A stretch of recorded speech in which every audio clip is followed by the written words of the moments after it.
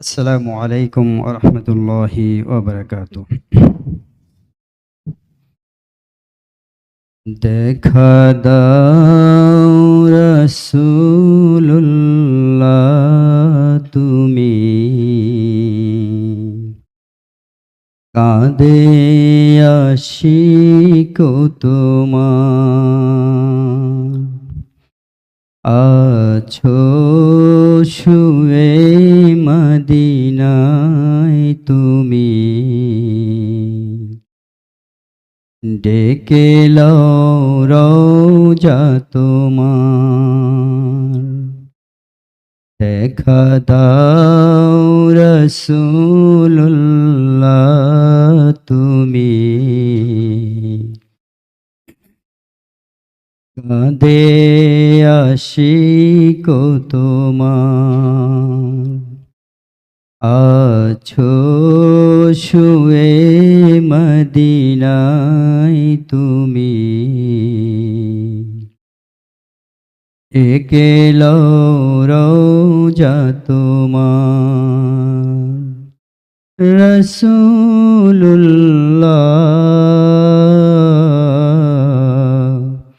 কি উপায় হবে আমার রাসূলুল্লাহ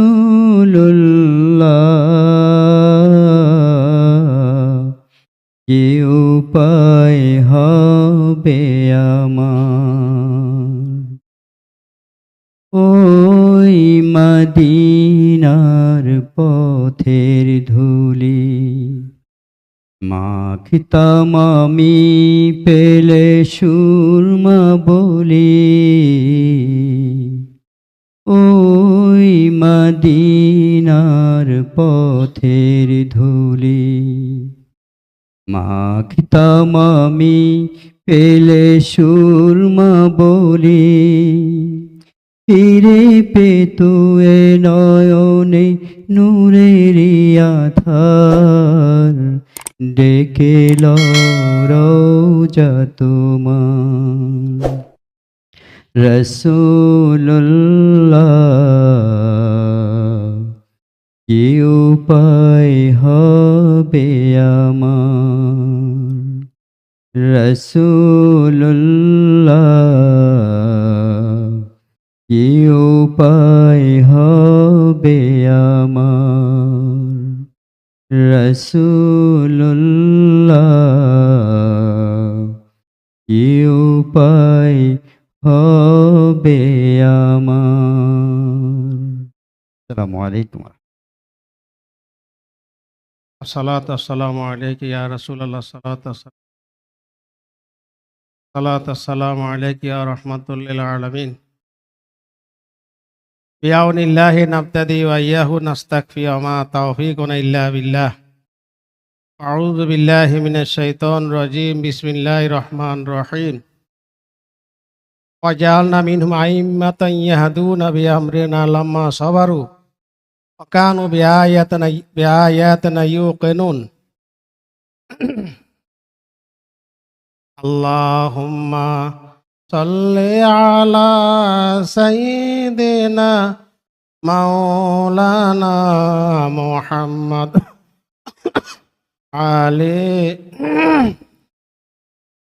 মাওলানা মুহাম্মদ আল্লাহুম্মা সাল্লি আলা সাইয়্যিদিনা মাওলানা মুহাম্মদ وعلى آل سيدنا مولانا नाम अहमद चो चुनियारी कुनाद ताके नूराश चो मददगारी कुनाद अल्लाहुम्मा सल्ले अला सय्यिदिना मौलाना मुहम्मद وعلى آل سيدنا মাওলানা মুহাম্মদ। ফিকাহ শাস্ত্রের প্রতিষ্ঠাতা, হাদিস শাস্ত্রের প্রথম সংকলক, হাফিজুল হাদিস, সর্বাধিক কোরআন তেলাওয়াতকারী, সর্বাধিক রোজাদার, প্রখ্যাত তাবেঈ ইমামুল ফুকাহা, জাহেদুন ফিদ দুনিয়া ওয়াল ফকিহুল উম্মাহ, ইমাম আজম আবু হানিফা রহমতুল্লাহ আলাইহি সালাহ সওয়াব ও আজিমুসান মাহফিলে উপস্থিত শাইখান মুকাররম মুর্শিদ কিবলা হাফিজাহুল্লাহ, আলহামদুলিল্লাহ দীর্ঘ উমরা সম্পাদন শেষে মুর্শিদ কিবলা আমাদের মধ্যে নিরাপদভাবে পৌঁছেছেন। আমরা সকল বলছি আলহামদুলিল্লাহ। সম্মানিত সালেক ভাইগণ, ইমাম আজম আবু হানিফা রহমতুল্লাহ আলাইহি বিশ্বের ইতিহাসে হাদিস শাস্ত্রের এক বিশেষ অবদান। ওনার পরে এতই অবদান, আমরা হাদিস শাস্ত্রের পরবর্তী মুহাদ্দিসগণ এতে ওনার কাছে ঋণী। উনি যদি সৃষ্টি না হতেন, আল্লাহ তাআলা ওনাকে না দিতেন, তাহলে হাদিস শাস্ত্রের এত অগ্রগতি উন্নতি পরবর্তী যুগে সিহাসাতা সহ পরবর্তী ইমামদের বিশুদ্ধ হাদিস সংকলন রচনাবলী সম্পূর্ণ অসম্ভব ছিল। সম্মানিত সালেক ভাইগণ, আমি কোরআন শরীফের একখানা আয়াত তেলাওয়াত করেছি। আল্লাহ তাআলা বলেন, ওয়াজআলনা মিনহুম আইম্মাতান, আমি এই উম্মতের মধ্যে একদল লোককে আমি বানিয়েছি ইমাম। সুবহানাল্লাহ। ইয়াহদুনা বিআমরিনা, তারা আমার শরীয়তের দ্বীনের বিষয়গুলো দ্বারা মানুষকে পরিচালিত করে। সুবহানাল্লাহ। লাম্মা সবারু, প্রয়োজনে তারা দ্বীনের বিশুদ্ধতম বিষয়গুলোকে উপস্থাপন করার ক্ষেত্রে তাদের প্রাণপণ, তাদের ধৈর্য সহকারের কাজগুলো তারা আঞ্জাম দেন। প্রয়োজন তারা রাষ্ট্র ক্ষমতার, তাদের নির্যাতনের কারণে তারা জেলে যেতে তারা বাধ্য, তথাপি তারা দ্বীনের স্বার্থের ক্ষেত্রে কখনো তারা পিছপা হন না। ওয়াকানু বিআয়াতিনা ইউকিনুন, এবং তারা আমার নির্দেশাবলীগুলোর সাথে, এই কারণেই তারা ইমাম এবং বিভিন্ন রকমের তারা কষ্ট সহকারে এই কাজগুলো আঞ্জাম দেন, যেহেতু তারা আমার আয়াতগুলোকে তারা আমানতের সহিত তারা দৃঢ় আস্থা স্থাপন তারা রাখেন। সম্মানিত উপস্থিতি, ইমাম আজম আবু হানিফা রহমতুল্লাহ আলাইহিকে বিশ্বের 70 জন ইমাম যারা হাদিসের ইমাম, ওনারা বলেছেন যে ইমাম আজম আবু হানিফা রহমতুল্লাহ আলাইহি তিনি হলেন যে হুয়াল ইমামুল আজম ফাকিহুল মিল্লাত আল মুহাদ্দিসুল কাবীর। সম্মানিত সালেক ভাইগণ, ইমাম আজম আবু রহমতুল্লাহ আলাইহিকে তৎকালীন কাবা শরীফে 4 বার ইতিহাসে পাতা লিখিত আছে। কাবা শরীফে 4 বার উনি, একবার হাদিস শাস্ত্রের উপরে মুহাদ্দিস কেরাম ওনাকে কাবা শরীফের চত্বরের মধ্যে ওনাকে হাদিস শাস্ত্রের বিভিন্ন বিষয়ে ওনাকে জিজ্ঞাসা করা হয়েছিল। তখনকার যুগের মুহাদ্দিস কেরাম ওনাকে কাবা শরীফের চত্বরের মধ্যে ঘোষণা দিয়েছে উনি হাদিস শাস্ত্রের ইমাম আজম। সুবহানাল্লাহ।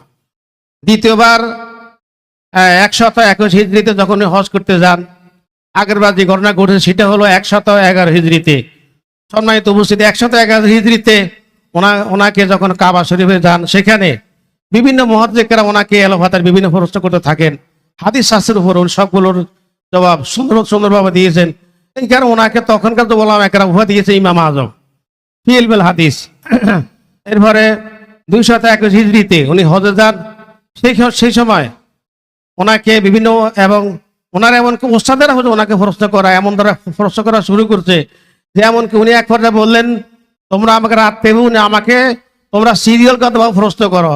কিন্তু ওনারা সবাই এত তাদের হাদিস শাস্ত্রে এবং ফিকহ শাস্ত্রে এত স্পৃহা, এত তৃষ্ণা যে এই মূল্য রত্ন ওনার কাছে, এই সম্পদ, এই জবাব পাওয়া যাবে। এই কারণে মানুষের তৃষ্ণা নিবারণ করতে পারে না। হাজার হাজার তৎকালীন মুহাদ্দিস ওনাকে ফিকহ শাস্ত্রের উপর ওনাকে প্রশ্ন করতে লাগলেন।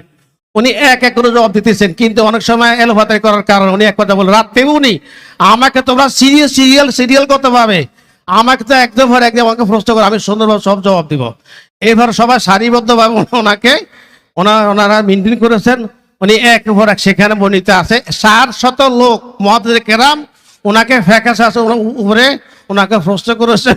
উনি সবগুলো প্রশ্ন সুন্দরভাবে জবাব দিয়েছেন। সুবহানাল্লাহ।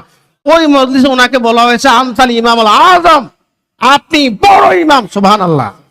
কাবা শরীফের চত্বরের মধ্যে উনি ঘোষিত ইত্তেবায়ে আবু হানিফা মেসন অফ জিন্দানম হাই। অতএব ইমাম আজম আবু রহমতুল্লাহ আলাইহি কাবা শরীফের চত্বরে ওনাকে সার্টিফিকেট দেওয়া হয়েছে এবং সর্বশেষ উনি সার্টিফিকেট পেয়ে জেলখানার মধ্যে। সুবহানাল্লাহ।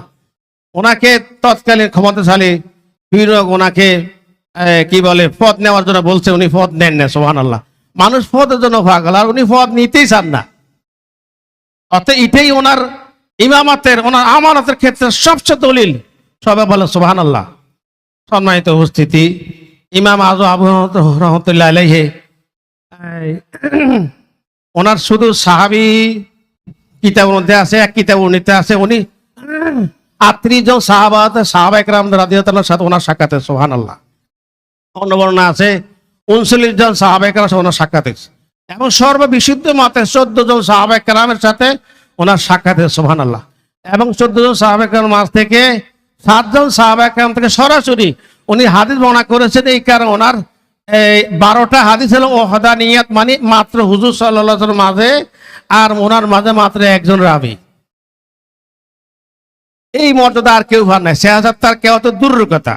ইমাম বুখারী, তারপরে এত বুখারী শরীফের কি বলে মর্যাদা এবং কি বলে ঈর্ষা গৌরব, ওনার সর্বোচ্চ ওনার 3 জন সাহাবী সোলাসিয়াত। তিরমিজি শরীফের মাত্র 3টা হাদিস, মুসলিম শরীফের মধ্যে তো নাই। ইবনে মাজাহ শরীফের 2টা হাদিস, এবার আর কোনো কিতাবে নাই। কিন্তু ইমাম আজম আবু রহমতুল্লাহ আলাইহি মাত্র হুজুর সাল্লাল্লাহু আলাইহি ওয়াসাল্লামের মাঝে আর ওনার মাঝে মাত্র একজন রাবী। এই কারণে 14টা হাদিস বর্ণনা করেছেন। ও হাদানিয়াত মাত্র মাঝে একজন মাত্র। এই মর্যাদা আর কেউ পার নাই। যারা আজকে ডামাডোল বাজান ইমাম আজমের ইয়াতিবুল হাদিস, ইমাম কিতাবে আছে ইমাম আজম রহমতুল্লাহ 40টা কিতাবের হাদিসের পান্ডুলিপি দপ্তর ওনার কাছে আছে, এবং 40টা কাদি, 40 যদি কাদি এলা তো কি হয়, দপ্তরটাকে ওরা কাটতে বলাইছে। আর বাইনা দপ্তর হাদিস, এখানে দপ্তরটা এখানে কেটে ফেলছে। আর রয়েছে কি 40 হাদিস। ইমাম আজম কি 40 হাদিস জানেন? ইমাম জাহাবী হতে এত বেদিস হয়ে গেল, ওনার যে হুফাজে হাজির ওনাকে সামিল করলো, আর উনি মাত্র জানেন 40 হাদিস। আপনার সবাই জানেন চিটাগাঙ্গের মাওলানা সেটা হলো আজল হক, উনি ফেকুল আকবর মোতালা করেন। মোতালা করতে যাই ওই তো কিতাবের মধ্যে আছে কি, মা তা আবু রাসূলুল্লাহ সাল্লাল্লাহু আলাইহি ওয়াসাল্লাম কাফেরান, হুজুর সাল্লাল্লাহু আলাইহি ওয়াসাল্লাম বাবা তোরজন কাফেরে মারা গেছে। নাউজুবিল্লাহ। তাহলে এই ইবারত ফেকুল আকবর মধ্যে শেরে বাংলা আজল হক রহমতুল্লাহ আলাইহি যখন পড়ি, ওনার মনে খুব কষ্ট হয়েছে। আমরা ইমাম আজম আবু হানিফা মানি, আর আপনি লিখছেন হুজুর সাল্লাল্লাহু আলাইহি ওয়াসাল্লাম বাবা তোমার কাফেরে মারা গেছে, আমি আপনার মাযহাবে 3 তালাক দিব, আমাকে স্পষ্ট বলতে হবে। সুবহানাল্লাহ। ওনার মনে খুব কষ্ট হয় যে আমরা আপনার মাযহাবের ইমাম মুকাল্লিদ, আপনি কিভাবে লিখতে পারেন যে হুজুর সাল্লাল্লাহু আলাইহি ওয়াসাল্লাম বাবা তোমার কাফেরে মারা গেছে। উনি যাক মনের কষ্টে উনি কষ্ট পাইছেন এবং কইছে যে আপনি আবু রহমতুল্লাহ আমাকে আপনি বলেন, আপনি কি এই কথা কি সঠিক না ব্যাঠিক আমাকে বলতে হবে। আল্লাহ দেখেন কত ওনারা এখলাসী মানুষ, আল্লাহ হাবিব সাল্লাল্লাহু কত বিশুদ্ধ আকীদা রাখে। উনি মনে করছে রাত্রে ঘুম গেছে আর রাত্রে রাসূল সাল্লাল্লাহু আলাইহি ওয়াসাল্লাম সামনে আর ইমাম আজম রহমতুল্লাহর পিছনে পিছনে। সুবহানাল্লাহ। হুজুর সাল্লাল্লাহু আলাইহি ওয়াসাল্লাম কয়, হে শেরে বাংলা শোনো, ইমাম আজম কি বলে কথা শোনো। সুবহানাল্লাহ। ইমাম আজম ওরা বলতেছে, আজিল হক আমি লেখছি মা তা আবু রাসূলুল্লাহ কাফের আইনে, হুজুর সাল্লাল্লাহু আলাইহি ওয়াসাল্লাম বাবা মাত্র ওজন কাফের হয়ে মারা যায় নাই, তো কিও মারা গেছে, ইমানদারই মারা গেছে। কিন্তু বর্ণচরারা এনারা মা শব্দ উঠাই দিয়েছে। কিরছে ভগবান কি উঠাই দিয়েছে? মা। তো মা উঠাইলে কি হইব? বা হুজুর সাল্লাল্লাহু আলাইহি ওয়াসাল্লাম বাবা মাত্র ওজন কাফেরে মারা গেছে। নাউজুবিল্লাহ। আর মা থাকলে অর্থ কি হইব? হুজুর সাল্লাল্লাহু আলাইহি ওয়াসাল্লাম বাবা মাত্র ওজন কাফেরে মারা যায় না, মানে কি ইমানদারই মারা গেছে। আমি লিখছি এই কথা, কিন্তু ইসলামের দুশ্মনেরা উনি স্পষ্ট বলতে আল্লাহ হাবিব সাল্লাল্লাহু আলাইহি ওয়াসাল্লামের ভাষায় ইসলামের দুশ্মনেরা মা শব্দ উঠে দিচ্ছে। অতএব ও আজিজুল হক, তুমি যদি সঠিক ফান্ডুল দেখতে চাও, মিশরের জামালা যারা ফান্ডুলবি আছে, তুমি সেখান থেকে ফান্ডুলবি সেখান থেকে সংগ্রহ করো। সুবহানাল্লাহ। সেখান থেকে ফান্ডুলবি সংগ্রহ করছেন, ফান্ডুল লেখা আছে মা তা, ওনারা দুজন মারা যায় নাই কাফের হয়ে। অতএব ইমাম আজম আবু রহমতুল্লাহ ব্যাপারে তাদের আরো হিংসা আরো বেশি। এই হিংসুদের হিংসা এখন চলমান। সম্মানিত উপস্থিতি, ইমাম আজম রহমতুল্লাহ একদিন ওনার এক আবু সুজা আব্দুল্লাহ ইবনে মুলকার আবু সুজা ওনাকে পাঠাইছেন, আমার এই ঘরের মধ্যে একটা আছে, এই একটা পাত্র আছে, এটা নিয়ে আসো। উনি গিয়ে দেখলে সমানে পান লই ভরা ঘরের মধ্যে। তো হুজুর বললেন, হুজুর আপনার ঘরের মধ্যে গেছেন, এগুলা কি ভরা? এর মশা মশা ভরা সমানে। শোনো, এগুলো আমার হাদিসের ফান্ডুলুফি, আমি এখান থেকে মাত্র ইল্লা রাআইতুল ইয়াসিরা ইয়ানতাফিউ বিহি, সামান্য কিছু যেগুলো উপকার হয় আমি এখান থেকে সেগুলো আমি শুধু করছি, বাকিগুলো আমি করি নাই। উনি আশ্চর্য হয়ে গেছেন। সম্মানিত উপস্থিতি, অতএব ইমাম আবু হানিফা রাহমাতুল্লাহ আলাইহি উনি ইলমুল হাদিসের বিশাল মালিক। সম্মানিত মুসল্লি সালেক ভাইগণ, তো এরপরে ওনার জানেন যে ইমাম যাহাবি নিজে উল্লেখ করে যে ওনার শুধু তাবিনদের মধ্যে 4000 উস্তাদ, বলেন কয় হাজার উস্তাদ? আর ইমাম বুখারী রাহমাতুল্লাহ 1000 উস্তাদও ফুরে না। ওনার ইমাম বুখারী রাহমাতুল্লাহ শাম, সিরিয়া, খোরাসান সব মিলাই 1000 উস্তাদও ফুরে না। আর ইমাম আজম আবু হানিফা রাহমাতুল্লাহ আলাইহি ওনার 4000 শুধু উস্তাদ হাদিস শাস্ত্রের তাবিনদের মধ্যে, সুবহানাল্লাহ।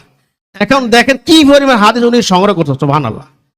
কারণ ইমাম সুলাইমান ইবনে হাম্মাদের সুলাইমান উনি মারা যাওয়ার ইন্তেকাল করার আগ পর্যন্ত উনি তো এরপর হাদিস শাস্ত্রের কাছে যান নাই। তাহলে বোঝা গেছে 20 হিজরির 120 হিজরির আগে হাম্মাদের সুলাইমান রাহমাতুল্লাহ আলাইহি ওনার প্রখ্যাত উস্তাদ, ওনার ইন্তেকাল 20-এর আগেই উনি হাদিস শাস্ত্রের সব সংগ্রহ শেষ করছেন। কারণ আমের সাহাবী রাহমাতুল্লাহ জিজ্ঞাসা করলেন যে আপনি আইনা তাকতালি কোথায় যান? উনি মনে করছেন জিজ্ঞাসা হয় বাজারে কোন জায়গায় যান, কার ব্যবসা কি করেন না। উনি বলছেন আমি অমুক দোকানে যাই। তো আপনারা বাজারে কি ব্যবসা এটা জিজ্ঞাসা করেন, আপনি কার কাছে এলেও সংগ্রহ করেন, কার কাছে আসা যাওয়া করেন? হুজুর আমি তো কার কাছে আসা যাওয়া করি না। না তুমি তোমার মধ্যে আমি ফেরাসা দেখতে পাইতেছি, আলাদা তোমাকে তো অনেক খেদমত করাবেন, অতএব তুমি একজন ভালো আলোকের কাছে আসা যাওয়া করো। উনি সেদিন থেকে ইমাম শাহাবী রাহমাতুল্লাহ কাছে আসা যাওয়া করতেন। ইমাম শাহাবী রাহমাতুল্লাহ 4000 আর 400-500 সাহাবা কেরাম ওনার সাক্ষাতে, সুবহানাল্লাহ। তাহলে যে লোকটার কাছে ইমাম শাহাবীর কাছে উনি আসা যাওয়া করেন এবং ইমাম শাহাবী রাহমাতুল্লাহ 4000-500 সাহাবার সাক্ষাৎ হয়েছে, তাহলে চিন্তা করেন উনি এই যে একজন তাবি থেকে কি করে উনি ইলম সংগ্রহ করতেন। সম্মানিত সালেক ভাইগণ, তো এরপরে আসমা ওয়া সাবাতা মানির কুল্লুম কাদ আসনা আলাবেন, হাদিস শাস্ত্রের 70 জন মুহাদ্দিস যারা ইমাম আযম সমসাময়িক এবং ইমাম বুখারী রাহমাতুল্লাহ আলাইহি ওনার দাদা উস্তাদ এবং উস্তাদ, এই পর্যায়ের 80 জন মুহাদ্দিস কেরাম ওনারা সবাই আসনাও আলা আবি হানিফা রাহমাতুল্লাহ, ইমাম আযম আবু হানিফা ওনারা সবাই প্রশংসা করেছেন উনি হাদিস শাস্ত্রে লাভ আসাবি, উন্নাও সেকাতন, তিনি বিশ্বস্ত হাদিস শাস্ত্রে ওনার কোনো সমস্যা নাই, উনি আদালত, ওনার কোনো সমস্যা নেই। ওনারা সবাই ওনাকে তাদিল, ওনাকে প্রশংসা করেছেন। হাদিস শাস্ত্রের যাকে প্রশংসা করা হয়, হাদিস শাস্ত্রে যাকে না কোনো সমস্যা নাই এমন লোকদের বলা হয় তাদিল। আর যার হে বলে যে হাদিস শাস্ত্রের ক্ষেত্রে গ্রহণযোগ্যতা নাই, এসকাত রেওয়ায়ত রাবির রেওয়ায়তের গ্রহণযোগ্যকে ফেলে দেওয়া, চার করা। তো দেখেন 70 জন 80 জন মুহাদ্দিস কেরাম যারা ইমাম বুখারী রাহমাতুল্লাহর দাদা উস্তাদ এমন লোকেরা 80 জন ওনারা প্রশংসা করছে ইমাম আযম হাদিস শাস্ত্রে ওনার বিশ্বস্ত, উনি গ্রহণযোগ্য, ওনার কাবি, কোনো সমস্যা নাই। কিন্তু মাত্র অল্প কয়েকজন, মাত্র 2-3 জন, কে? ইমাম কি বলে ইমাম দারকুতনি রাহমাতুল্লাহ আলাইহি আর ইমাম আবু দাউদ রাহমাতুল্লাহ আলাইহি, ইমাম আউজাই রাহমাতুল্লাহ আলাইহি ওনার ভুল ভাগিয়ে গেছে। ইমাম আউজাই আর ইয়াহিয়া ইবনে মুঈন, এই দুইজন, ইয়াহিয়া ইবনে মুঈন উনিও এই দলে ছিলেন, কিন্তু ইয়াহিয়া ইবনে মুঈন রাহমাতুল্লাহ যখন ওনার সাক্ষাৎ হয়েছেন তখন সাক্ষাৎ হওয়ার পরে ওনার ভুল ভাগিয়ে গেছে। পরে ইয়াহিয়া মুঈন ওনার কাছে হাদিস বর্ণনা করছেন। ইয়াহিয়া মুঈন এত বড় মুহাদ্দিস যে এমন কোন হাদিস নাই যে ইয়াহিয়া ইবনে মুঈন জানেন না। আর সেই ইয়াহিয়া মুঈন রাহমাতুল্লাহ আলাইহি ওনারই ছাত্র, সুবহানাল্লাহ, এবং ওনার প্রশংসা করেছেন। ইয়াহিয়া মুঈন উনি ওনার সাক্ষাৎ হওয়ার পরে ওনাদের ভুল ভাঙিয়ে গেছে। এরপরে ইমাম কি বলে ইমাম ইয়াহিয়া মুঈন ওনার ভুল ভাঙিয়ে গেছে, বাকি শুধু ইমাম আবু দাউদ রাহমাতুল্লাহ আলাইহি। ইমাম আবু দাউদ উনি বলছেন ইন্না লাইসা বিল কাবিয়ে, তিনি হাদিস শাস্ত্রে বড় মজবুত না। কিন্তু উনি পরে আবার এই শায়েখ আবুল ফাতাহ কুদ্দায় আরো ইমামেরা বর্ণনা করছেন যে না, ইমাম আবু দাউদ রাহমাতুল্লাহ আলাইহি ইমাম নাসাই যে কথা বলছেন যে হাদিস শাস্ত্র মজবুত না, এই কথা থেকে তিনি ফিরিয়ে আইছেন। কি? কারণ আবু দাউদ শরীফ নাসাই শরীফ এক বর্ণনার মধ্যে তিনি হাদিস এনেছেন আন আসেম ইবনে আব্দুল্লাহ। এর আগে ইমাম আযম আবু হানিফা ওই সনদে আছেন, কিন্তু ওই সনদে ইমাম আযম আবু হানিফাকে রাহমাতুল্লাহকে তিনি কোনো জারহ করেন নাই, কোনো আঘাত করেন নাই, কিন্তু আসেম কি করেছেন। অতএব বোঝা গেছে আসেমের ব্যবহার যখন করেছেন, অতএব আসেম মাজরুহ, উনি অগ্রহণযোগ্য, কিন্তু ইমাম আজমকে রহমতুল্লাহ তিনি করেন না, বুঝা গেছে ইমাম আজমের বিষয় ওনার পরবর্তীতে ভুল ভাঙে গেছে। অত মুহাদ্দিস বলেন যে বাকি রয়েছেন বাকি যারা রয়েছেন ওনারা যারা সমালোচক ছিলেন, সমালোচকদের দুইদের একদল, ওনারা না জানি ওনার ব্যাপারে খারাপ অবস্থানে গেছে, কিন্তু যখন সাক্ষাৎ হয়ে গেছে ওনাদের ভুল ভাঙে গেছে। এমন হলো আউজাই রহমতুল্লাহ।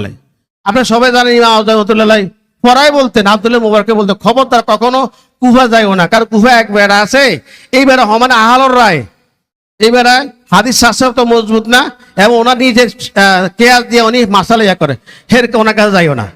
দেখ আব্দুল্লাহ উনি কোনো একটা কাজে বস সামদাতে গেছে, স্যার সেখানে আসরের টাইমে গেছে, তো ওনার সাথে ছিল কলা নোমান নহতের বলছেন এই বর্মে ওনার কাছে একটা মানাসেক এবং রেহেনের উপরে মাগাজে উপরে একটা ইয়ে লেখা আছে। উনি এই বললো তোমার হাতে এটা কি? হুজুর এটা একটা কিতাব। তো উনি এটা পড়া শুরু করতেন, পড়তে একেবারে আসর দেরি করে বলা যায়, কত রাখ আসর একটু দেরি করে পড়ি। দেখেন ওনার ইমাম আজম আবু হানিফার লেখনী এত খুরদার, এত যুক্তিপূর্ণ, এত নিখুঁত, ওনার আসর নামাজ দেরি করে ফেলাইছে। তারপরে উনি কিতাব মোতালাকা সারে না, এরপরে উনি বাকি নমাজ শেষ করে বাকি শেষ করলেন, শেষ করার পরে বললেন ইয়ে নোমান কে? হুজুর ওই যে আপনি বলছেন না যে এই কুফার যে এক হুজুর আছে আহার রায়, ওনার কাছে যাই ওটাইও না, এই উনি তো এই লোক ওয়াল্লাহি ইন্নাহু আকবার মিন্নি, আল্লাহর কসম সে আমার চাইতে বড় আলেম, ফালাজিমুহু, তাকে ভালো করে কষায় ধরো। এখন উনি যে আগে যে কথা কইছে এই কথা কইছে উনি আর চুপ, কারণ ওনার যে লেখনির কারণে ওনার ভুল ভাঙে গেছে। বাকি জন কাবা শরীফ হজ করতে গেছে 2 মাস পরে, সেখানে সাক্ষাৎ, সেখানে সাক্ষাৎ হওয়ার পরে সেখানে অনেক কথাবার্তা হয়েছে, কথাবার্তা হওয়ার পরে আল্লাহু আকবার উনি আশ্চর্য হয়ে গেছে। ওনার ফেকা শাস্ত্রের হাদিসের যে সনদ দেয় আর উনি যে সনদ দেয় আকাশ পাতার পার্থক্য, আল্লাহু আকবার। উনি এরপরে ইমাম আব্দুল্লাহ মুবারক সাক্ষাৎ হয়েছে, শোনো আমি তোমাদেরকে যে কথা বলছি এই কথা থেকে আমি রুজুত করছি, আমি ভুল করছি, অতএব আমি অন্যায়কারী, অতএব আমার অন্যায় তোমরা কাফারা দিব, ওনার মধ্যে বেশি যাইবে। এরপর আইন আরেকজন মুহাদ্দিস, এর নাম হলো মুসাদ্দাস। বলেন কি নাম? এই লোকটাই সারা বছর ইমাম আজম আহমদের বিরুদ্ধে সমানে কয় উনি খালকে কোরআনের কায়েল, এটা ওটা খারাপ আকীদা, শুধু ওনার ব্যাপারে শুধু এগুলো আড়ি বলে। তো উনি কাবা শরীফে গেছে যায়, উনি তওয়াফ করি শেষ রাত্রে উনি ঘুম গেছে। ঘুম যাওয়ার পরে আল্লাহ দেখেন যারা ভালো মানুষ, আল্লাহ এদেরকে ওনারা খারাপ আকীদা ওনাদেরকে থাকতে দেন না, আল্লাহ যেন তাদেরকে ফালতাই দেন। সুবহানাল্লাহ। রাত্রে বেলায় শেষ রাত্রে ইমাম রাসূল সাল্লাল্লাহু আলাইহি ওয়াসাল্লাম আইছেন। রাসূল সাল্লাল্লাহু আলাইহি ওয়াসাল্লাম আসার পরে বলেন হুজুর আমি তো হাদিস শিখতেছি, হুজুর এই যুগে কার কাছে যাইতাম, আপনার একটু হুজুর একদম বলেন। তখন রাসূল সাল্লাল্লাহু আলাইহি ওয়াসাল্লাম বললেন যে আবু হানিফার কাছে যাও, তার কাছে সকল হাদিসের ভান্ডার তার কাছে। সুবহানাল্লাহ। উনি ঘুম থেকে আর দেরি করে নাই, ঘুম থেকে ওই কাবা শরীফের মধ্যে যত মুহাদ্দিস ছিল সবারই কইছে ইমাম আজম আবু হানিফার কাছ থেকে ইলম সংগ্রহ করার জন্য উৎসমূলক বক্তব্য যত রকম হইতে পারে একেবারে সব বক্তব্য সবার ধরে কইছে, কয় আমি যে ওনার ব্যাপারে আগেছে খারাপ আকীদা রাখছি, খারাপ কথা বলছি, আমি তার কাফারা দিই, সবাইকে আমি হাঁটে হাঁটে বলতেছি বলি। এরপরে সরাসরি ইমাম আজম আবু হানিফার কাছে চলে গেছে। সুবহানাল্লাহ। আল্লাহ দেখেন ইমাম আজম আবু হানিফা দেখেন তার ব্যাপারে এত আল্লাহ হাবিব সাল্লাল্লাহু আলাইহি ওয়াসাল্লাম ওনাকে বলতেছেন যে আপনি ওনার ব্যাপারে হাদিস বর্ণনা করেন, খেদমত করেন। সম্মানিত সালেক ভাই, ইমাম আজম আবু হানিফা রহমতুল্লাহ আলাইহি তিনি জানেন যে প্রায় 1 লাখের উপরে মাসালা বর্ণনা করতেন, মাসালা উনি ইস্তেমাদ করতেন। একটা মাসালা ইস্তেমাদ করতে হলে মাসালার পক্ষে হাদিস থাকা লাগে এক, আবার এই হাদিসটা নাসিখ না মানসুখ, এতে কোন বিষয় আছে নাসিখ মান জানতে হলে জামিয়া হাদিস সব ওনার মুখস্থ থাকতে হবে। একটা মাসালা দিতে হলে এই মাসালার পক্ষে কোন এই হাদিসের রুহিত হয়েছে কিনা, এই হাদিসের রুহিত হয়েছে না হয়েছে, এইবার সমস্ত জামিয়া হাদিস মুখস্থ থাকতে হবে। একটা দুটো হাদিস মুখস্থ করে আপনি হাদিস মাছে রুহিত হয়েছে না হয়েছে, এই হাতে বিধান কি কার্যকর আছে নাকি কার্যকর নাই, এই ব্যাপারে ধারণা জ্ঞান থাকতে হলে সমস্ত হাদিস তার মুখস্থ থাকতে হবে। এখন ইমাম আজম রহমতুল্লাহ আলাইহি এই যে 1 লাখ রুপি মাসলা যে উনি যে নির্ণয় করলেন, এই মাসলাগুলো নির্ণয় করার ক্ষেত্রে নাচে মাসক এবং সমস্ত হাদিসের সব কিছু কি পরিমাণ জ্ঞান লাভ করতে থাকতে হলে ওনা এই মাসলাগুলো বের করতে হয়, এটাই চিন্তা করার বিষয়। ওলামায়ে কেরাম, তখনকার যুগের ওলামায়ে কেরাম, ইমাম শাফি বলছেন যে যারা ফিকহ শাস্ত্রে জ্ঞান লাভ করতে চায় তাদের জন্য ইমাম আবু হানিফা রহমাতুল্লাহ আলাইহির কিতাবগুলো, ইমাম মুহাম্মাদের কিতাবগুলো পড়া ফরজ। ইমাম শাফি রহমাতুল্লাহ বলছেন এই কথাটা। এবার ইমাম মালিক রহমাতুল্লাহ আলাইহি যখন ওনার ভালো ধারণা হয়েছে, ইমাম মালিক রহমাতুল্লাহ ভালো খারাপ ধারণা ছিল, পরে হজের সময় এখানে অনেক কথাবার্তা হয়েছে, ওনার ভুল ভেঙে গেছে। ভুল ভেঙে যাওয়ার পরে উনি শুনছেন যে ইমাম আবু রহমাতুল্লাহ অনেক কিতাব লিখছেন। পরে উনি ওনার একজন ছাত্র আছে আবু বর্দার চিঠি লিখতেন, ইমাম আজম আবু যতটুকু কিতাব লিখছেন, হে আমার ছাত্র এই কিতাবগুলো আমাকে তাড়াতাড়ি পৌঁছাই দাও। সুবহানাল্লাহ। উনি এক মাস সফর করে ইমাম আজম আহমদের কিতাবগুলো সব একটা করে সবগুলো কিনলেন, সংগ্রহ করে ইমাম মালিক রহমতুল্লাহর কাছে নিয়ে লইয়া গেছে। সুবহানাল্লাহ। ইমাম মালিক রহমতুল্লাহ ওনার কিতাবের জন্য পাগল। আর এই দেশের লোকেরা কয় উনি হাদিস শাস্ত্রের অজ্ঞ, নাউজুবিল্লাহ, এতিম, ইটা হয়েছে। আজ পর্যন্ত এই সমানে আমাদের দেশের কি বলে, আজকে আমাদের দেশে বলে কত একটা জাতীয়ভাবে একটা ডাকাতি কি বলে, বাইতুল মুকাররমে নামাজ পড়াইছে, উনি সূরা ফাতিহা পড়ে নাই। আরে বেটা, সূরা পড়ে তুই বলার কে? সামান্য একটা বিষয় নিয়ে আমরা মানে একটা ইসলামের মধ্যে একটা মুত্তাফা একটা বিষয়ের মধ্যে তারা এরকম তারা বাম হাত ঢুকাইতে তারা একটু ফরওয়া করা, কতবা তারা ইহুদির দালাল, এটা চিন্তা করে দেখেন। সামান্য একটা বিষয় নিয়ে তা কি বলতেছে তারা। সম্মানিত সালেক ভাইগণ, অত ইমাম আজম আবু হানিফা রহমতুল্লাহ আলাইহি, এরপরে ইমাম হাম্মাদ রহমতুল্লাহ আলাইহি ইন্তেকাল করলেন। ইন্তেকাল করার পরে হাম্মাদ আবু সুলাইমান ইন্তেকাল করলেন। ইন্তেকাল করার পরে এখন আর এই আসরে কে কাকে বসাবে, দুইজনকে প্রস্তাব দেওয়া হয়েছে, আবু বর্দা আর মুসাহেদ। দুজন বললেন না, আমরা এই পদের যোগ্য না। যাক, শেষ পর্যন্ত ইমাম আজম আবু হানিফাকে এই পদে বসানো হলো। উনি ফিকহ শাস্ত্র এবং হাদিস সব কিছু উনি তার দিতেছেন, কিন্তু ওনার মনে একটা ভয় যে এই পদটা হলো হাম্মাদ ইবনে আবি সুলাইমানের শের, আমি এই শেয়ারে বইছি, কারণ উনি কোন পর্যায়ের মানুষ আর আমি কোথায়, উনি নিজকে ছোট মনে করতেছেন। পড়াইছি ঠিকই, কিন্তু ওনার মজলিসের মধ্যে প্রথম দিনের মজলিসে ওনার সমস্ত ওলামায়ে কেরাম এবং কুফার নগরের উজির উমরা সবাই হাজির। এমনকি আগে আবু সুলাইমান রহমতুল্লাহ মজলিস যা হয়তো এর 6 গুণ লোক এত বেশি হয়েছে এই মজলিসের মধ্যে, কিন্তু ওনার মনে একটা ভয়, আরে আমার এইটা কি আল্লাহ তাআলা গ্রহণ করছে না করে নাই। উনি চিন্তা করতে হয়ে রাত্রে ঘুম গেছে, রাত্রে ঘুমে শব্দ দেয়, উনি রাসূলুল্লাহ সাল্লাল্লাহু আলাইহি ওয়াসাল্লাম কবরের খুদি রাসূল সাল্লাল্লাহু আলাইহি ওয়াসাল্লাম কবরে উনি সুন্দর করতেছে। এটা দেখে হায়, ওনার টেনশন আরো বাইরে গেছে। কি দেখলাম, এমনি অবস্থা ভালো না, আবার এটা কি দেখলাম। উনি শেষে মোহাম্মদ আলী সিরিন রহমতুল্লাহর কাছে উনি লোক একজন ফাটাইয়া এই শব্দের তাবিরটা কি, উনি বললেন, আরে এই লোকটা যে দেখছে সেই লোকটা হুজুর সাল্লাল্লাহু আলাইহি ওয়াসাল্লাম সমস্ত হাদিসগুলোকে সাজিয়ে উম্মতকে শিক্ষা দিবে। সুবহানাল্লাহ। আর আমাদের দেশের মানুষ 40 হাদিস বেশি শো দেয় না, উনি হাদিস শাস্ত্র অজ্ঞ, এটা হয়েছে ওইটা হয়েছে। আর ওই যুগের হুজুর সাল্লাল্লাহু আলাইহি ওয়াসাল্লাম ওনাকে নজর, ওনার কি নজর। সম্মানিত সালেক ভাইগণ, অতএব ইমাম আজম আবু হানিফা রহমতুল্লাহ আলাইহি হাদিস শাস্ত্রের যে অবদান সৃষ্টি করে গেছেন বিশ্বের ইতিহাসে, পরবর্তী সমস্ত মুহাদ্দিস কেরাম সবাই ওনার কাছে ঋণী।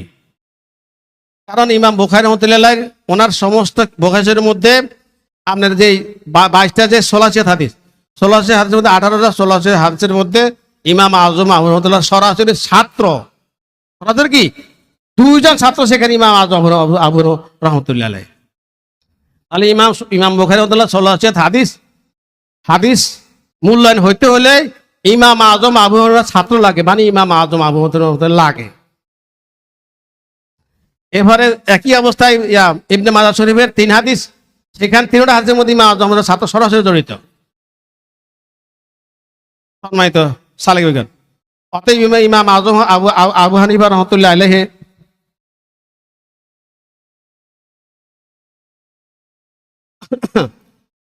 এবার আসেন ইয়াহিয়া ইবনে মঈন রহমতুল্লাহ।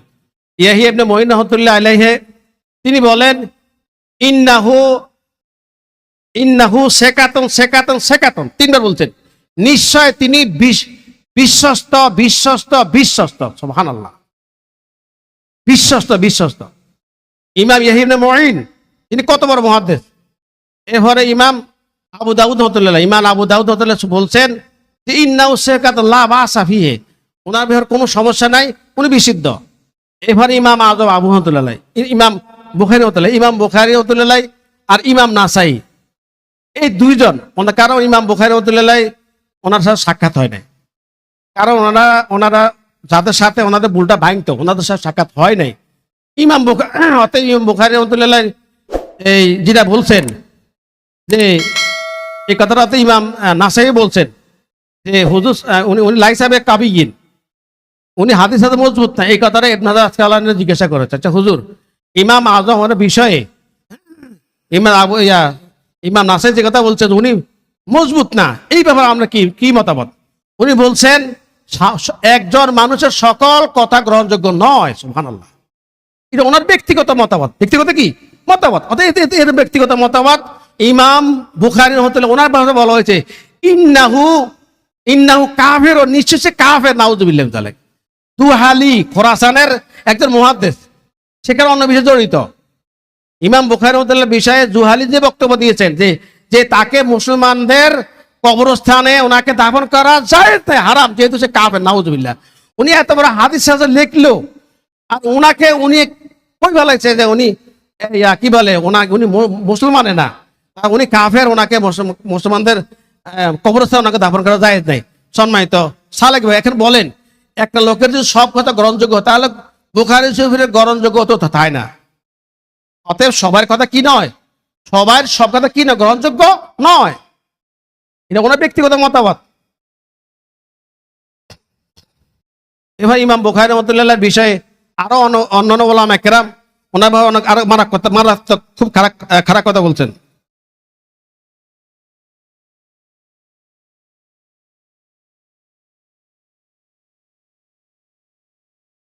সম্মানিত সালেক ভাই, যে কথাটা সেটা হলো এই, ইমাম আজম আবু হানিফা রহমতুল্লাহ আলাইহি যে এক রাত্রে একবার ইমাম আজম আবু হানিফা রহমতুল্লাহ আলাইহি দাওয়ামা তিনি একটা সফরে মক্কা শরীফ কুফায় আসলেন। কুফায় আসার পর বললেন যে ইন্নী শেখ, আমি বুড়ো হয়ে গেছি, খুজু মিন্নি মিনাল হালাম হারাম ওয়াল হালাল, তোমরা আমার কাছে হালাল হারাম এই জাতীয় বিষয় আমার কাছে খুঁটিনাটি আমার কাছে জেনে নাও। ইমাম আজম আবু রহমতুল্লাহ আলাইহি সাথে সাথে ওনাকে একটা প্রশ্ন করেন যে হুজুর, একটা লোক যদি, একটা মহিলা যদি তার স্বামী যদি হারাইয়া যায়, হারাই যাওয়ার পরে ওই মহিলা যদি মনে করে যে আমার স্বামী হারাই গেছে, অতএব আমার উনি আরেকজন যদি বিবাহ বসে আর ওই ঘরে যদি বাচ্চা হয়, আর প্রথম স্বামী যদি আবার যদি হাজিরায় যদি ওই মহিলার যদি বলে যে উনি আমার স্ত্রী, এই ছেলেটা আমার, দ্বিতীয় স্বামীও বলে এই ছেলে আমার, এই মহিলার জিনাকার হিসাবে কি দ্বিতীয় স্বামী দ্বারা কি জিনাকার হবে না হবে না, রজম প্রাপ্ত হবে নাকি হবে না, এই ব্যাপারে আপনি মতামত দেন। আশ্চর্য বিষয়, আহাদা ফিকুম, এমন ঘটনা কি তোমাদের মধ্যে কি ঘটছে? কুয়াবাসীরা না হুজুর ঘটনা, তাহলে এমন ঘটনা করে কেন বলে? বলছে এই কারণে ওলামায়ে কেরাম মুফতি সাহেবরা সবসময় সাবধান থান ভালো, কোনো কিছু গড়ার আগে কি সতর্ক থাকুন কি ভালো, এই কারণে সমাধান থাকা ভালো কথা। এইবার উনি থামছে, উনি কিছে থামছে, থামার পরে বললেন যে আপনি যদি অমুক হাদিস দিয়ে জবাব দেন, হ্যাঁ ভুল করবেন, অমুক হাদিস সনদ দিয়ে বলতেছেন, অমুক হাদিস দিয়ে যদি এটা জবাব দেন ভুল করবেন। তিনটা হাদিস বলছেন, তিন হাদিস দিয়ে বললেন, এই হাদিস জবাব দিয়ে এই হাদিস দিয়ে জবাব দিলে ভুল করবেন, এটা দিয়ে জবাব দিলে ভুল করবেন, এটা দিয়ে জবাব দিলে ভুল করবেন। উনি কাতা দেয় তিন হাদিসের এক হাদিসে জানে না, আপনি যদি কেয়াস করেন, কেয়াস করলে ভুল করবেন। উনি বললেন তোমরা আমাকে কোরআন আয়াতের ব্যাপার মাসালা জিজ্ঞাসা করো, কোরআন তাফসীর জিজ্ঞাসা করো, আমি ফেকা শাস্ত্রে মানে উনি আর ফেকা শাস্ত্রে মুখ খুলতে রাজি না, কারণ উনি যে দশর খাইছে, যে কি দশর খাইছে আর রাজি না। তোমরা আমাকে কোরআনের ব্যাপারে জিজ্ঞাসা করো। কাছে বেশ ভালো কথা। উনি জিজ্ঞাসা করলেন যে আসিফ বিন বরকিয়া, যে ইসমে আজম আসিফ বিন বরকিয়া বিলকিস রানীর সিংহাসন লই আইলো, 16 বছর আনতে পারলো না। অকল মনিল কিতাব আসিফ বিন বরকি কি বড় আলেম না 16 বছর বড় আলেম? কে বড় আলেম? উনি কোনো কথা নাই, উনি কোনো কি মানে এমন পয়েন্টে আটকা দিছে ইমাম, ইটাকে কলে ইমাম আজম আবু রহমতুল্লাহ আলাইহি। এমন জ্ঞান যে সুরার কোনো সুযোগ কি না। আর আমার দেশে এই যুগের মৌলবী এগুলা পাইলে, এগুলো তো জুতার নিচে যে মাটি এর মধ্যে পোকা থায়, এই পোকার সমানও না এগুলা। এগুলো জমা খারিজ আছে না কি আছে এগুলা? সম্মানিত সালেক ভাইগণ, তো ইমাম আজম আবু রহমতুল্লাহ আলাইহি, আল্লাহু আকবার, উনি যেই শাস্ত্র বলেন যে উনি প্রথম জমানায় উনি ইলমুল কেরাত ইমাম নাফি রহমতুল্লাহর কাছে কেরাত শিখছেন, 7 কেরাত সব শিখছে। দেখছেন কি বুঝা গেছে? অর্থাৎ ইলম শিখতে হলে আগে কি কেরাত ঠিক করতে হবে। বলেন কি? আর কেরাত ঠিক করতে হবে। মানে ওনার মেধাটা এমন ভাবে সুবিন্যস্ত। আগে কেরাত, আগে কি কোরআন, আগে কেরাতের বিশুদ্ধতা, কোরআন তেলাওয়াতের বিশুদ্ধতা, এবার কেরাতের, কারণ কেরাতের উপর নির্ভর করে ভেকা মাসালা অনেক কিছু নির্ভর করে, এলম কেরাতের উপর নির্ভর করে। আগে কেরাত সাবজেক্ট শেষ, কেরাত সাবজেক্টের পরে এরপরে উনি এলমুল কালাম, এলমুল কি এলমুল কালাম, এলমটা কালাম কষায় টাইট করতেন। উনি মাত্র হাম্মাদ সুলাইমান রহমতুল্লাহ যুগের আগে উনি 21টা মজলিস শেষ করছে মোনাজারা, এলমুল কালামের বয়সের মোনাজারা 21টা শেষ করছে। কয়টা? 21টা শেষ করছে। যাদের সাথে মোনাজারা হয়েছে, বহস হয়েছে, ওরা দেখছে ইমাম আজম আবু রহমতুল্লাহর মাথা, মেধা, উপস্থাপন সবকিছু যুক্তি তর্ক নিখুঁত। এর কাজ দেওয়া মানি হওয়া নিজকে ধ্বংস করা, নিজকে কি ধ্বংস করা। এই কারণে এরা বিভক্ত হইয়া, এই সমস্ত খারিজেরা যে মোতাজিলি, এরা বিভিন্ন এলাকায় বিভক্ত হইয়া ইমাম আজম আহমদুল্লাহ যেন হাদিস শাস্ত্রের ক্ষেত্রে, ওলামা কেরাম ক্ষেত্রে বিশুদ্ধভাবে যিনি গ্রহণযোগ্য না হতে পারেন, বিভিন্ন তারা এলাকায় গিয়া বিভিন্ন লোকদের কাছে, মুহাদ্দিসদের কাছে গিয়ে ওনার ব্যাপারে কান ভারী করছেন। এখন ওনার ব্যাপারে যে কানটা ভারী করছে, এইটাই যেহেতু আকীদা যার খারাপ, তা তো সবই খারাপ, নাউজুবিল্লাহ। এইটা ওনার ব্যবহার তাদের অনেকের আকীদা নষ্ট করে বলেছে। কিন্তু উনি যে বিষয় সম্পূর্ণ, যে উনি সম্পূর্ণ পবিত্র নিখুঁত, এটা দেখলে সুপরিকল্পিত। পরে ওনার যারা ওনার সাক্ষাৎ হয়েছেন ওনারা বুঝতে পারছেন। এরপরে উনি তৃতীয় পর্যায়ে উনি কি বলেন, ইলমুল কালামের ফাঁকে ফাঁকে উনি তখন উনি কি বলে 98 থেকে 15 পর্যন্ত উনি হাদিস শাস্ত্রের জ্ঞান এখানে শেষ করছেন। 98 হিজরি থেকে 198 হিজরি, 80 তো না জন্ম, কত জন্ম বলেন? 80 হিজরিতে,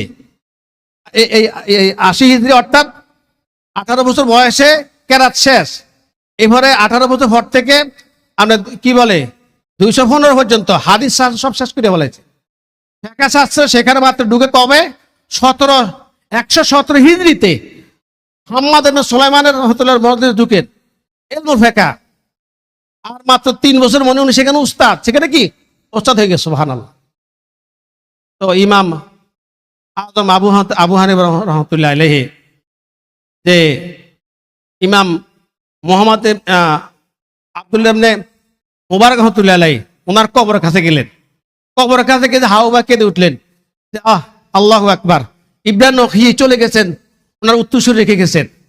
আর হাম্মাদ ইবনে আবু সুলাইমান চলে গেছেন, উত্তরসূরি রেখে গেছেন। কিন্তু হে ইমাম আজম রহমতুল্লাহ, আপনি এমন এক ইমাম, আপনি আপনার কোনো উত্তরসূরি কাউকে রেখে যান নাই। এই কথা হাওমাও করে কেঁদে ওনার কবরের মধ্যে পড়ে গেলেন। আল্লাহু আকবার। ইমাম ইবনে মুবারক রহমতুল্লাহ আলাইহি আর এই বয়াতগুলো বললেন, লাকাদ জানাল বেলাদা ওমান আলাইহা ইমামুল মুসলিমিন আবু হানিফা। ইমামুল মুসলিমিন আবু হানিফা, ইমাম বুখারীর দাদা ওস্তাদ, উনি বলতেছেন যে লাকাদ জানাল বেলাদা ওমান আলাইহা ইমামুল মুসলিমিন আবু হানিফা। ওনাকে বলতেছে মুসলমানদের ইমাম। উনি কি কথা বলেন না যে আমার ইমাম, মুসলমানদের উনি ইমাম। উনি এমন হাদিস শাস্ত্রের, সকল শাস্ত্রের এমন নিখুঁত জ্ঞান শিক্ষা দিয়ে ছাত্রদেরকে, এই ছাত্র ওনাকে প্রশংসা করতেছে, উনি তাবে পর্যায়ের মানুষ। ইমামুল মুসলিমিন আবু হানিফা মাহফিল মাশরিকাইন লাহু নাযীর ওয়ালা বে মক্কাতা ওয়ালা বে কুফা। সম্মানিত সালেক বেগম, অত ইমাম আজম আবু হানিফা রহমতুল্লাহ আলাইহি, এমনকি উনি ওনার ছেলেকে বলেন, বাবা আমি ইলমুল হাদিস শাস্ত্রে, আমি ইলমুল ফিকহের আমি কাজ করতেছি, আমি দোকান আর যাব না, আজকে থেকে তুমি তুমি কাপড়ের ব্যবসা করবে। হাম্মাদ ইবনে আবু হানিফা রহমতুল্লাহ আলাইহি, তুমি কাপড়ের ব্যবসা তুমি পরিচালনা করবে, আমি আর দোকানে যাবো না, দোকানে কি যাবো না। দেখছেন কারবার। পরবর্তী যুগে ইমাম হাম্মাদ ইবনে আবু হানিফা, উনি এত বড় ইমাম হয়েছেন, ওনাকে বলা হয়তো দ্বিতীয় আবু হানিফা। সুবহানাল্লাহ, ওনাকে বলা হয়তো কি তৃতীয় আবু হানিফা রহমতুল্লাহ আলাইহি। ওনার ছেলে ইসমাইল, আল্লাহু আকবার, উনি বাদশাহ হারুন রশিদ রাজদরবার, উনি ছিলেন কাজী আল কুজাত। ইমাম আজম নাতি ইসমাইল রহমতুল্লাহ আলাইহি, উনি বাদশাহ হারুন রশিদ দরবারের কাজী আল কুজাত নাতি। ওনাকে বলা হতো এই যুগের তৃতীয় আবু হানিফা। তৃতীয় কি আবু হানিফা। তাহলে কি বোঝা গেল? ইমাম আখফাশ রহমতুল্লাহ আলাইহি ছাগল তাকড়া করতেন, ফালা ছাগল তাকড়া করতেন। পরবর্তী ছাগলটা বুড়ো হয়ে গেছে, এই ছাগলটা 60 জন ছাত্র খাইছে। এই ছাগলটার ফয়েজ বরকত যারা খাইছে ওরা সবাই আখফাশে আউয়াল, আখফাশে সানি, আখফাশে সালেস, আখফাশে রাবে। এই ফয়েজ ওরা ছাগল খাই, ওরা ইমাম আখফাশের মতো নাওবি হয়ে গেছে। সুবহানাল্লাহ। আর ইমাম আজম আহমদুল্লাহ ছাত্র, আল্লাহ, ইমাম আজম আহমদুল্লাহর বেলার কানেকশন এত মজবুত। পরবর্তীতে